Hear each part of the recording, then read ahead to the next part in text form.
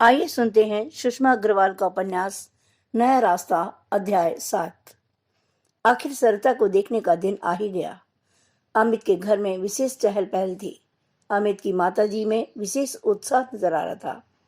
माताजी के कहने में आकर उसके पिता भी इस रिश्ते में रुचि लेने लगे थे। अमित की बहन मधु भी अपनी होने वाली भाभी को देखने के लिए उत्सुक थी। घर में सभी उत्साहित नजर आ रहे थे। सिर्फ अमित ही ऐसा था जिसके चेहरे पर उदासी थी। इस कल्पना मात्र से वह उदास था कि उसके माता पिता उसे एक धनी घर की लड़की के हाथों बेचना चाहते हैं। घर के सभी सदस्य नए नए कपड़े पहनकर तैयार हो चुके थे कि तभी बाहर से कार के हॉर्न की आवाज हुई। धनीमल जी का ड्राइवर उन सबको लेने के लिए कार लेकर आया था। माया राम जी, उनकी पत्नी, अमित व उसकी बहन मधु सभी उसी कार में बैठकर चल दिए। धनीमल जी की कोठी के बाहर कार रुकी। ड्राइवर ने उतरकर कार का दरवाजा खोला। ये सब देखकर माया राम जी को लगा कि इस समय वे एक बड़े अफसर से कम नहीं है। कोठी का दरवाजा खोलते ही जैसे ही उन सब ने अंदर प्रवेश किया, उन्हें लगा मानो स्वर्ग में आ गए हों। कोठी के बाहर लॉन में घास मखमल के समान बिछी थी। लॉन में बैठ की सुंदर रंग बिरंगी कुर्सियां पड़ी थी। रंग बिरंगे फूलों के गमले कोठी की शोभा में चार चांद लगा रहे थे। तभी उनके ड्राइंग रूम का दरवाजा खुला। धनीमल जी बाहर आए। उन सबका विशेष स्वागत किया गया। घर के सभी नौकर खाकी वर्दी में थे। अनेक प्रकार के मिष्ठान, फल, मेवा उनके सामने रखे गए, परंतु सभी को उत्सुकता थी सरिता को देखने की। तभी माया राम जी ने सरिता को बुलाने के लिए कहा। सरिता को कमरे में बुलाया गया। उसके साथ उसकी चाची भी आई। सरिता के चेहरे को देखते ही अमित के पैर तले से धरती खिसक गई। कितनी प्रशंसा की जा रही थी सरिता की। नाक नक्श में सिर्फ उसकी आंखें ही बड़ी थी। रंग तो मीनू के सामने कहीं ज्यादा गिरा हुआ था, यानी काला था। सरिता को अमित की माँ के पास वाली कुर्सी पर बिठाया गया। माँ सरिता से घुल मिलकर बातें करने लगी। उन्हें उसके रूप रंग में सुंदरता नजर आ रही थी। अमित व उसकी बहन मधु चुपचाप बैठे रहे। माँ को हंसते देखकर उसके दिल में तूफान उठ रहा था। क्या रूप नजर आ रहा है माँ को इसमें? क्या सरिता मीनू से ज्यादा सुंदर लगी माँ को, या उसके पैसे के कारण सुंदरता बढ़ गई है? ऐसे अनेक प्रश्न अमित के दिमाग में घूमने लगे। धनीमल जी और माया राम जी ने आपस में कुछ बातें की और सब वहां से उठकर चल दिए। अमित व सरिता को एकांत में बातें करने का अवसर दिया गया। अमित ने सरिता से कुछ प्रश्न किए। अमित ने पूछा, आपकी किस चीज में रुचि है?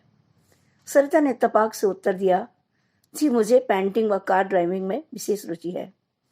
इसके अलावा आप घर के काम तो कर ही लेती होंगी? अमित ने पूछा।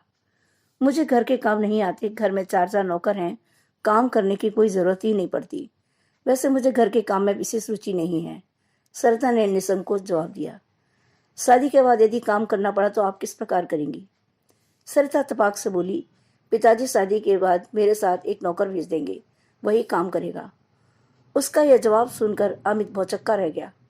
कुछ समय बाद उसने फिर प्रश्न किया, तुम्हारी एजुकेशन क्या है? सरिता ने उत्तर दिया, मैंने 2nd डिवीजन से BA पास किया है। अभी उनकी बातें चल ही रही थी कि सभी लोगों ने कमरे में प्रवेश किया। इसके बाद खाने पीने का कार्यक्रम चला। धनीमल जी विशेष आग्रह के साथ सबको खिला पिला रहे थे। अमित का दिल अंदर से कुछ खाने के लिए नहीं कर रहा था, परंतु उन सबके विशेष आग्रह पर उसे खाना पड़ा। सरिता के पिताजी और अमित के पिताजी में बहुत समय तक बातें होती रहीं। उसके बाद उन्होंने घर के लिए प्रस्थान किया। घर पर पहुंचते ही सबने सरिता के बारे में अपने अपने विचार प्रकट किए। सबसे पहले माँ बोली, क्या बुराई है सरिता में? मुझे तो अच्छी लगी देखने में। रंग ही तो जरा गिरा हुआ है। क्या बात है, शादी के बाद तो निखार आता ही है रंग रूप में। पिताजी के मुंह से भी धनीमल जी के द्वारा दिए गए 5 लाख रुपए बोल रहे थे। देखो जी, लड़की तो देखने में अच्छी है, क्या बुराई है उसमें? जहां तक रंग की बात है, इस दुनिया में 2 ही रंग होते हैं, गोरा या काला। शादी तो सभी की होती है। पर पिताजी, यह तो कोई जरूरी नहीं कि काली भाभी हो, वो ही हमारे घर में आए। अमित की बहन मधु ने कहा। तू चुप कर, तू क्या जानती है इस बारे में? पिताजी ने उसे यह कहकर चुप करा दिया। अमित, सरिता के बारे में तुम्हारे क्या विचार हैं? पिताजी ने अमित से पूछा। अमित तो काफी उदास नजर आ रहा था। उदासी भरे स्वर में बोला, पिताजी आप मुझसे क्या पूछ रहे हैं? आपने मेरी शादी धनीमल जी की बेटी से करने की ठान ही ली है, तो कर लीजिए। जहां तक मेरी पसंद की बात है, मुझे तो सरिता बिल्कुल भी पसंद नहीं है। बेटे की यह सब सुनकर माया राम जी को लगा कि बेटे के साथ जबरदस्ती की जा रही है। एक बार पिता के नाते उनके हृदय में यह भाव उठा कि बेटे की जिंदगी के साथ खिलवाड़ करना उचित नहीं है। अभी इसी भाव में डूबे हुए थे कि दूसरी ओर से उनकी पत्नी ने अपने विचार प्रकट करने शुरू कर दिए। हमारे समय में कौन सा लड़के लड़कियों को दिखाया जाता था, सबकी शादी ऐसे ही हो जाती थी। आजकल लड़कों को लड़कियां क्या दिखाने लगे, बस हजारों कमियां निकालते हैं लड़कियों में। 1 मिनट का मौन रखने के बाद उन्होंने फिर से बोलना शुरू किया। क्या जमाना आ गया है, आजकल के लड़कों लड़कियों को पूछो मत, बहुत दिमाग खराब हो गए हैं। ये सभी व्यंग अमित चुपचाप सुनता रहा।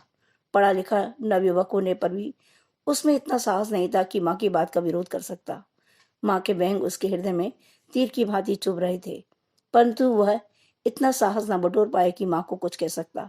चुपचाप छोटा सा मुंह लेकर अपने कमरे में चला गया।